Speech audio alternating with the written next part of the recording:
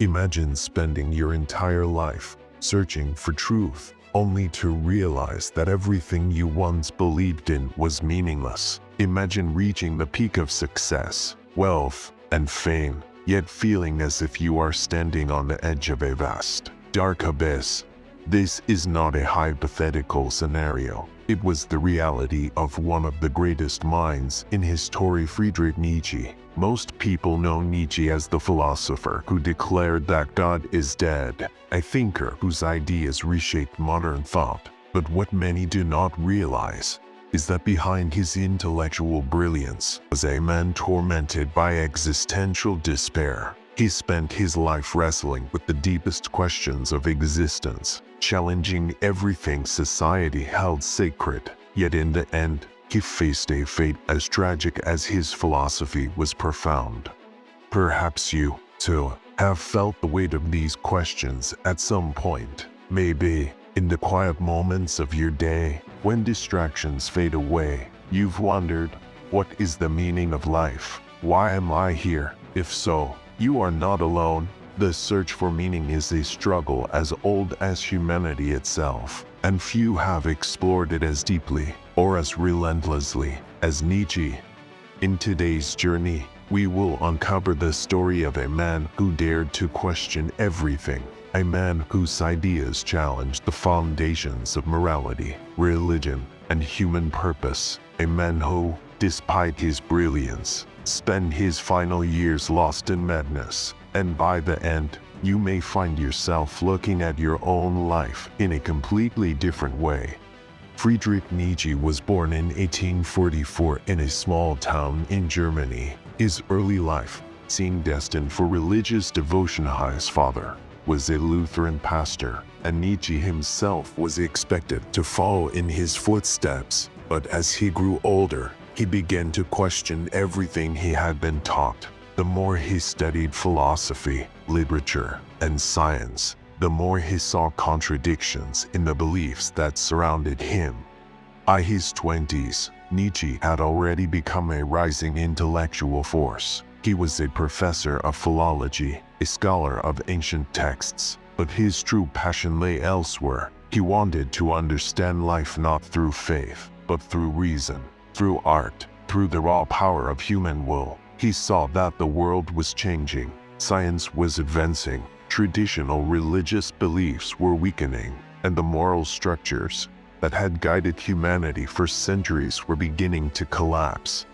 It was during this time that Nietzsche wrote the words that would define his legacy: God is dead. But what did he mean by this? Nietzsche was not celebrating the death of God, was mourning it. He believed that as religion lost its grip on society, humanity was left without a foundation for meaning. For centuries, people had relied on divine purpose to give life direction. Now, with that foundation crumbling, Nietzsche feared that humanity would fall into nihilism, belief that life has no inherent meaning. This realization drove him into a desperate search for an alternative. If God was dead, then what could take his place? If traditional morality was built on a lie, then how should we live? Nietzsche believed that most people, when faced with this crisis, would turn to comfort and conformity, blindly following the remnants of old values without questioning them. But he saw another path, and that only the bravest individuals could walk. He called this path the will to power. Nietzsche argued that meaning was not something given to us from above, it was something we had to create for ourselves. He envisioned a new kind of human, one who would rise above the emptiness of nihilism and forge their own values. He called this figure the Übermensch, or the Overman. The Overman was not a ruler or a tyrant, but a person who lived with purpose, who shaped their own destiny, rather than following the rules imposed by others. To Nietzsche, most people lived like sheep, following traditions, obeying authority, afraid to think for themselves. The Overman, in contrast, was a creator, an artist of life, someone who embraced struggle and hardship as necessary steps toward greatness. But here is when Nietzsche's story takes a darker turn. Despite his powerful ideas, His own life was filled with suffering. He battled chronic illness, loneliness, and rejection. His books were not widely read during his lifetime. His health deteriorated, and by his 40s, he found himself isolated from the world. Then, in 1889, something broke inside him. While in Turin, Italy, Nietzsche suffered a complete mental collapse. The story goes that he saw a horse being whipped in the street, and in a moment of overwhelming emotion, he ran to embrace it, weeping. This moment marked the beginning of his descent into madness. He spent the last 10 years of his life unable to communicate, lost in a haze of insanity, cared for by his sister and mother. It is here that the paradox of Nietzsche's life becomes most haunting. He was a man who sought to overcome despair, who preached strength and self-creation, yet he was ultimately consumed by the very chaos he warned about. His death in 1900 left behind a legacy of brilliance and tragedy, a thinker whose ideas would shape the modern world, but whose own life ended in darkness.